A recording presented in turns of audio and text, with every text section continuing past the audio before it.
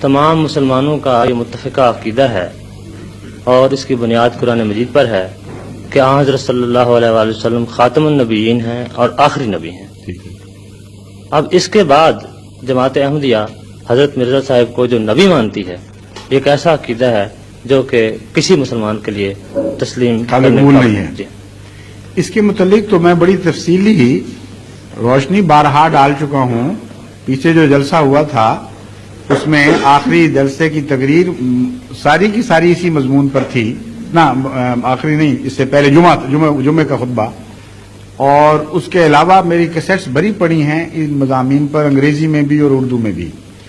تو چونکہ اب وقت تھوڑا ہے، میں تفصیل سے نہیں بیان کر سکتا اس وقت۔ میری درخواست یہ ہے کہ اگر وہ واقعتاً معلوم کرنا چاہتے ہیں کہ ختم نبوت کے اوپر ہمارا حقیقی اور سچا ایمان ہے کہ نہیں، تو وہ تفصیل سے وہ لٹریچر بھی پڑھ سکتے ہیں، وہ کیسٹس بھی سن سکتے ہیں، اور پھر اگر کوئی شک، کوئی خیال باقی رہ جائے تو میں حاضر ہوں جواب دینے کے لیے۔ ایک بات میں آپ کو قطعی طور پر یقین دلاتا ہوں کہ جماعت احمدیہ کا 100% قرآن کریم کی ہر آیت پر ایمان ہے، اور یہ وہ جماعت ہے جس کا یہ عقیدہ ہے کہ ناسخ اور منسوخ کی کوئی حقیقت نہیں ہے۔ قرآن کریم کا ایک شوشہ، ایک ذرہ بھی منسوخ نہیں ہوا، کیونکہ جس وقت بھی آپ نسخ منسوخ مان جائیں گے، کچھ آیتیں مٹانے والی آ جائیں گی، کچھ مٹنے والی بن جائیں گی، اور قرآن کریم جو فرماتا ہے لا ریب فیہ، اس میں ریب داخل ہو جائے گا۔ اس لیے اگر نعوذ باللہ من ذالک جماعت احمدیہ قرآن کی کسی آیت پر ایمان نہیں لاتی تھی تو پھر نسخ منسوخ کے عقیدے کو تو ماننا چاہیے تھا، یہ کہہ دیتے کہ یہ منسوخ ہو گئی۔ ہرگز ایسی بات نہیں، ہم سچے ہیں، صادق ہیں اپنے قول میں، اپنے ایمان میں صادق ہیں۔ آن حضرت صلی اللہ علیہ وآلہ وسلم کو خاتم النبیین مانتے ہیں، ہر اس معنی میں مانتے ہیں جس معنی میں صلحائے امت اور عرب استعمال سے لفظ خاتم کے معنی ثابت ہیں۔ آج اگر عرب علماء بعض مجھ سے بات کرتے ہیں تو یہ کہتے ہیں کہ ہم عربی دان، ہم عرب میں پیدا ہونے والے، تم ہماری زبان ہمیں سکھاتے ہو، تمہارا کیا حق ہے کہ خاتم کے ایسے معنی کرو جسے ہم اعلان کر دیتے ہیں کہ جھوٹے اور غلط، سعودی عرب سے اعلان ہو جاتا ہے، مصر سے ہو جاتا ہے، تمہاری بات ہم کیوں مانیں؟ پھر تم تو پنجابی، تمہیں تو عربی بولنی بھی نہیں آتی۔ اس کا میں جواب یہ دیتا ہوں کہ مجھ سے میرا بحث کا کوئی حق نہیں، بالکل ٹھیک فرما رہے ہیں، لیکن محمد مصطفیٰ صلی اللہ علیہ وآلہ وسلم کا حق رہتا ہے قائم، آپ کے صحابہ کا حق رہتا ہے۔ اگر میں خاتم کا مضمون خود حضرت اقدس محمد مصطفیٰ صلی اللہ علیہ وآلہ وسلم کی زبان سے آپ کو دکھا دوں، پھر آپ کو زیادہ عربی آتی ہے کہ محمد رسول اللہ صلی اللہ علیہ وسلم کو عربی زیادہ آتی ہے، پھر یہ بحث اٹھے گی، ہم بیچ میں سے نکل جاتے ہیں، پھر آپ بحث کیجیے۔ اولین صحابہ سے اگر ثابت کر دوں کہ خاتم کا وہ مفہوم مطلب نہیں ہے جو آج کے بعض علماء عرب ہوں یا غیر عرب قرآن کی طرف منسوب کر رہے ہیں، بلکہ وہ مطلب ہے جس کو ہم مانتے ہیں، اور یہ صحابہ کا عقیدہ تھا، پھر آپ بحث کیجئے۔ وہ عرب صحابہ صلحائے عربی نہیں تھے، بلکہ عربی کے لحاظ سے آج کی بگڑی ہوئی عربی سے تو بہت بہتر عربی جانتے تھے۔ آج تو میں نے تو دیکھا جتنے عرب آتے ہیں ان کو کہا جائے فصحا بولیں تو ذرا زور لگا کے بولنی پڑتی ہے، ورنہ بگڑی ہوئی عربیاں بول رہے ہیں، پہچانی بھی نہیں جاتی عربی۔ تو محمد رسول اللہ صلی اللہ علیہ وسلم اور آپ کے زمانے کی عربی ہر مسلمان کو تسلیم ہے، بہتر تھی، افصح تھی، ابلغ تھی اور سچی تھی، یعنی وہ لوگ سچے تھے جو عربی بولتے تھے۔ اب سنیے، آن حضرت صلی اللہ علیہ وآلہ وسلم نے حضرت علی رضی اللہ تعالیٰ عنہ کو مخاطب کر کے فرمایا، انا خاتم النبیین و انت خاتم الاولیاء۔ یہ لفظ آگے پیچھے ہو سکتے ہیں مگر قطعی طور پر یہ لفظ موجود ہے۔ فرمایا کہ میں خاتم النبیین ہوں یا علی، اور تو خاتم الاولیاء ہے۔ اور یہی حدیث دوسرے لفظوں میں خاتم الاصفیاء کے معنوں میں کے لفظوں کے ساتھ استعمال ہوئی، اور یہ حدیث شیعہ فرقوں کی کتب میں بھی موجود اور سنی فرقوں کی کتب میں بھی موجود، اسی لیے حضرت علی رضی اللہ تعالیٰ عنہ کو خاتم الاولیاء کا لقب دیا جاتا ہے۔ آپ نے اپنے خاتم النبیین کے ساتھ جوڑ کر بیان فرمایا ہے۔ میں یہ پوچھتا ہوں، ان سارے ظاہر صاحب سے پوچھیے آپ جنہوں نے سوال کیا، کہ کیا اس بات پر آمادہ ہیں کہ یہاں جو معنی خاتم کا آپ ایک حصے میں کرتے ہیں دوسرے میں بھی وہ تسلیم کر لیں؟ اگر وہ آمادہ ہو جائیں تو بحث ختم ہو جاتی ہے۔ پھر آپ ان سے پوچھئے کہ بتائیے خاتم الاولیاء کا کیا مطلب ہے؟ اگر خاتم الاولیاء کا مطلب ہے ایسا ولی آ گیا جس کے بعد قیامت تک امت محمدیہ میں کبھی کوئی ولی نہیں پیدا ہوگا اور ولایت کی صف لپیٹ دی گئی ہے، تو پھر جائز ہے کہ ساتھ ہی یہ ترجمہ کیا جائے کہ ہاں جس طرح میں خاتم النبیین ہوں اور میرے بعد قیامت تک کوئی نبی نہیں آ سکتا اور نبوت کی صف گویا کہ لپیٹ دی گئی ہے۔ کیا یہ جائز ہے؟ اگر جائز ہے تو ولایت کو ڈھونڈتے رہیں اس امت میں جو ولایت کے لیے پیدا ہوئی تھی، ولی بنانے کے لیے آئی تھی اور اعلان کرتی ہے کہ اولیاء اللہ کی جماعت ہے، الا ان اولیاء اللہ لا خوف علیہم ولا هم یحزنون۔ رسول اللہ صلی اللہ علیہ وسلم نعوذ باللہ یہ اعلان کر رہے تھے کہ ہمیشہ کے لیے ولایت ختم ہو گئی۔ پھر آگے سنیے، حضرت عائشہ صدیقہ رضی اللہ تعالی عنہا نے ایک کہنے والے کو یہ حدیث پڑھتے ہوئے سنا، یہ حدیث سناتے ہوئے بازار میں اعلان کرتے ہوئے سنا کہ انا لا نبی آبادی، رسول اکرم صلی اللہ علیہ وسلم نے فرمایا ہے کہ میرے بعد کسی قسم کا کوئی نبی نہیں۔ یہ حدیث آپ نے کسی کو پڑھتے ہوئے سنا، آپ نے اسے بلایا، فرمایا قولوا انہ خاتم الانبیاء ولا تقولوا لا نبی بعدہ، یہ تو کہو کہ حضرت محمد مصطفیٰ صلی اللہ علیہ وآلہ وسلم خاتم الانبیاء ہیں، مگر یہ نہ کہو کہ آپ کے بعد کوئی نبی نہیں۔ اب حیرت کی بات ہے کہ اولین دور میں وہ معزز ترین خاتون جن سے امت محمدیہ کے علماء کہتے ہیں کہ ہم نے آدھا دین سیکھا، جو رسول اللہ صلی اللہ علیہ وسلم کے ہاں پرورش پائیں، آپ کی تربیت کے نیچے بڑی آگے اور آپ سے دین سیکھ کر دوسروں کو سکھانے والی تھی، انہوں نے کیا محسوس کیا؟ خطرہ، کوئی فرق محسوس کیا؟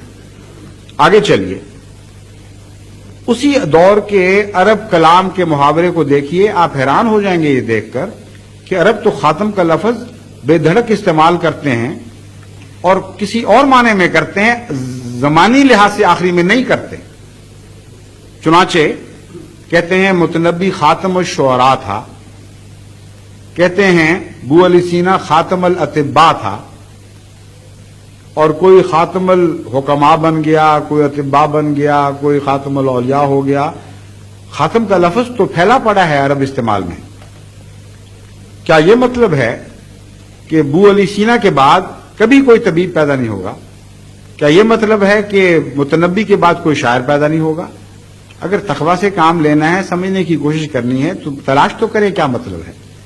مطلب یہ ہے کہ جب کوئی کسی کو یہ کمپلیمنٹ دینا چاہے، یہ اعلان کرنا چاہے کہ میں تجھ سے افضل کسی کو نہیں سمجھتا، تجھ سے بالا کسی کو نہیں سمجھتا، تو آخری لفظ ہے اس میں، لاسٹ ورڈ ہے، تو اس وقت عرب خاتم کا لفظ استعمال کرتا ہے۔ انسان کے استعمال میں تو غلطی ہو سکتی ہے، متنبی کے بعد بھی اس سے بہتر آ سکتے تھے، لیکن متنبی کو خاتم کہنے والے نے، متنبی کو خاتم کہنے والے نے انہی معنوں میں خاتم کہا کہ میرے نزدیک 13 مقام شعراء میں سب سے افضل ہے، اور ابو علی سینا کو اطباء میں خاتم کہنے والے نے یہی مراد لی کہ اس کا مقام سب سے افضل ہے۔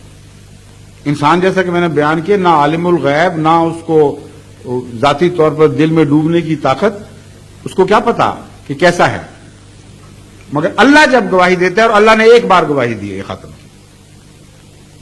سارے مذاہب کی کتابیں اٹھا لیں، آج تک خدا نے کسی نبی کے متعلق لفظ خاتم استعمال نہیں کیا سوائے ہمارے آقا و مولا حضرت اقدس مولانا حضرت محمد مصطفیٰ صلی اللہ علیہ وسلم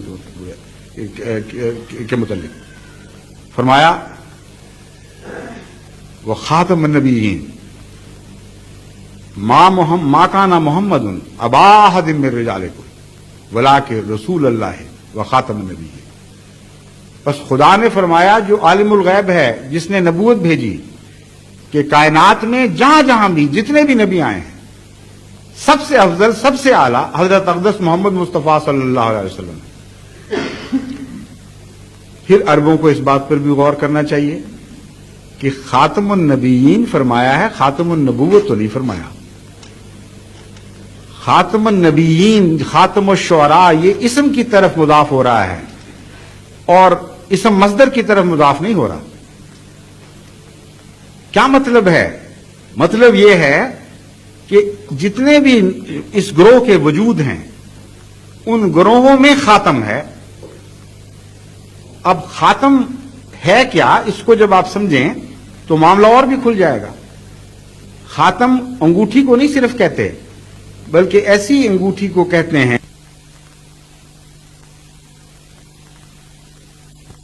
تصدیق کے لیے آتی ہے، جھٹلانے کے لیے نہیں آتی۔ تو فرمایا ایسا رسول آیا جس نے سب نبیوں کی تصدیق فرما دی۔ چنانچہ دوسرا معنی یہ بنا کہ خاتم کا مطلب مصدق آ گیا نبیوں کا۔ اور یہ بات جو ہے یہ حیرت انگیز اسلام کی سچائی کا اعلان ہے۔ عجیب بات ہے، جو مسلمان ان معارف کو نہیں سمجھتے وہ اس سے فائدہ ہی نہیں اٹھاتے۔ قرآن یہ اعلان فرما رہا تھا کہ آج تک دنیا میں کوئی ایسا نبی نہیں آیا جس نے تمام دنیا کے نبیوں کی تصدیق کی ہو۔ یہ تاریخی انقلابی واقعہ پیدا ہوا ہے کہ محمد مصطفیٰ صلی اللہ علیہ وآلہ وسلم ظاہر ہوئے، جو یہ اعلان کر رہے ہیں کہ دنیا میں دنیا کے پردے پہ بھی کوئی نبی آیا وہ خدا کا نبی اور سچا تھا، اور سب پر ایمان لانا جزو ایمان قرار دے دے۔ لا نفرق بین احد من رسله، یہ اعلان کر دے کہ ہم کسی رسول پہ فرق نہیں کرتے، ہم سب پر ایمان لاتے ہیں۔ اب اگر کوئی شخص دنیا میں اس چیلنج کو قبول کرنے والا ہے، مجھے دکھائے لا کر کتاب کوئی، ساری دنیا کے الہی صحیفوں میں قرآن کریم کے سوا کسی نے اپنے رسول کو نہ خاتم کہا اور نہ کسی دنیا کے رسول نے کسی بھی مذہب میں تمام دنیا کے رسولوں کی تائید کی اور ان پر ایمان لانا ضروری قرار دیا۔ یہ وہ عظیم الشان واقعہ ہے جو خاتمیت کے ذریعے انقلابی واقعہ رونما ہوا، اس کی طرف توجہ ہی ہٹا دی ہے آخری کہہ کے۔ زمانے کے لحاظ سے آخری میں فضیلت کیا ہے؟ یہ تو اتفاقی حادثہ ہوتا ہے۔ اگر آخری ہیں تو کن معنوں میں؟ عرب اگر آخری کے معنی استعمال کرتے بھی ہیں تو شان کے معنوں میں، اور شان کے معنوں میں آخری تب ہو سکتے ہیں جب آپ کے دین آخری ہو، آپ کا مرتبہ آخری ہو، آپ کا کلام ان معنوں میں آخری ہو کہ کوئی شخص اس کو تبدیل نہ کر سکے، کوئی اس کی مخالفت نہ کر سکے، اور قیامت تک ایک غیر مبدل کلام آپ کو دیا جائے اور آپ کا خود کلام ایسا ہو کہ قرآن کریم کی روح سے اس کا ماننا ضروری ہو قیامت تک کے لیے۔ وَمَن يُطِعِ اللَّهَ وَالرَّسُولَ، یہ شرط لگا دی جائے۔ یہ ہے خاتم کا معنی۔ ایسا آخری رسول آیا جس کے اوپر جو کتاب نازل کی گئی وہ آخری تھی، جس کا اپنا کلام آخری بن گیا، جس پر اطاعت بس ہے، اس کے سوا کسی کی اطاعت فرض نہیں رہی، کسی اور نبی کی، اس کی اطاعت کرو اور جو اس کی اطاعت کرنے والا اس کے ساتھ چلو، وہ تمہارے لیے کافی ہے۔ یہ قرآن کریم نے تشریح کر دی ختم نبوت کی۔ اب اس آیت کو آگے چل کے دیکھیے کہ پھر کہاں تک پہنچاتی ہے یہ نبوت۔ فرمایا من یطع اللہ والرسول، جو شخص بھی اللہ کی اور اس رسول محمد مصطفیٰ کی اطاعت کرے۔ یہ ایسا اعلان ہے جو بعض مسلمان علماء سوچتے نہیں کہ بڑا روحانی انقلاب کا یہ ہے، ساتھ روحانی انقلاب اور ساتھ کا اعلان ہے۔ ایک طرف فرمایا سب نبیوں پر ایمان لاؤ، دوسری طرف فرمایا ہم تمہیں سب دوسرے نبیوں کی غلامی سے آزاد کرتے ہیں۔ ایمان لاؤ لیکن غلامی کے لیے نہیں، غلامی صرف اس رسول کی کافی ہے۔ جو کچھ تم غیروں سے فیض پا سکتے تھے یا پایا ہے وہ سب کچھ تمہیں اس سے بڑھ کر یہاں مل جائے گا۔ یہ اعلان ہوا ہے خاتمیت میں اصل۔ اس کی تشریح قرآن سے سنیے۔ فرماتا ہے من یطع اللہ والرسول، جو شخص اللہ اور اس رسول محمد مصطفیٰ کی اطاعت کرے گا، فاولئک مع الذین انعم اللہ علیہم، یہ حصر کا صیغہ ہے۔ اب صرف یہی لوگ ہوں گے جو انعام پانے والے گروہ کے ساتھ ہوں گے، اس کے سوا انعام پانے والے گروہ کے ساتھ اور کوئی نہیں ہوگا۔ جب ہم یہ آیت پیش کرتے ہیں تو ہمارے مخالف علماء کہتے ہیں دیکھا نا، ماں کا لفظ خدا نے بولا ہے، ساتھ ہوں گے۔ گویا کہ انعام پانے والے تو نہیں ہوں گے، پانے والوں کے ساتھ ہوں گے۔ ہم کہتے ہیں خدا کا خوف کرو، اتنا بڑا عظیم الشان اعلان کہ سب نبیوں سے افضل ایسا آیا جس نے باقیوں کی غلامی سے آزاد کر دیا۔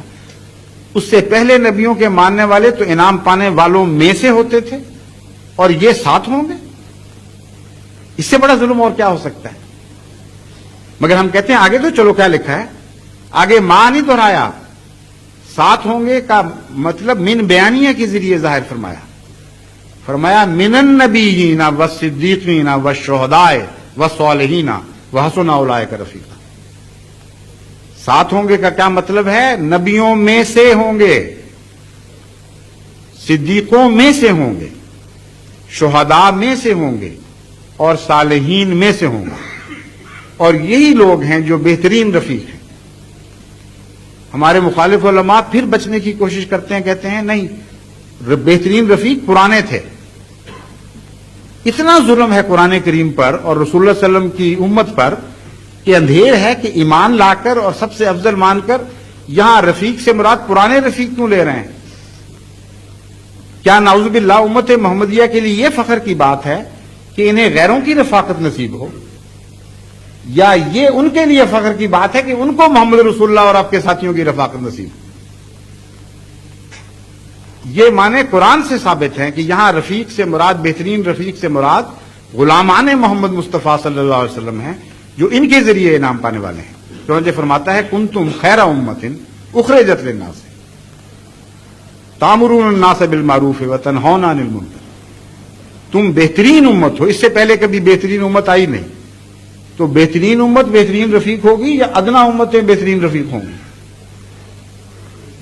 پھر ہم ان کو توجہ دلاتے ہیں کہ آپ تقوی سے فیصلہ کریں تو کوئی مشکل ہی نہیں حل رہتی۔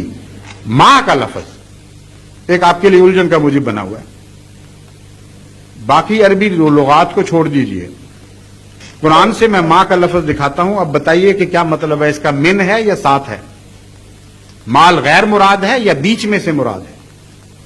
امر واقعہ یہ ہے کہ تعریف کے مقام پر ماں کا لفظ من کے معنی دیتا ہے، اور جب ہم جنس ہوں اور تعریف کا موقع ہو تو لازماً من کے معنی دیتا ہے، ورنہ غیر کے معنی دیتا ہے۔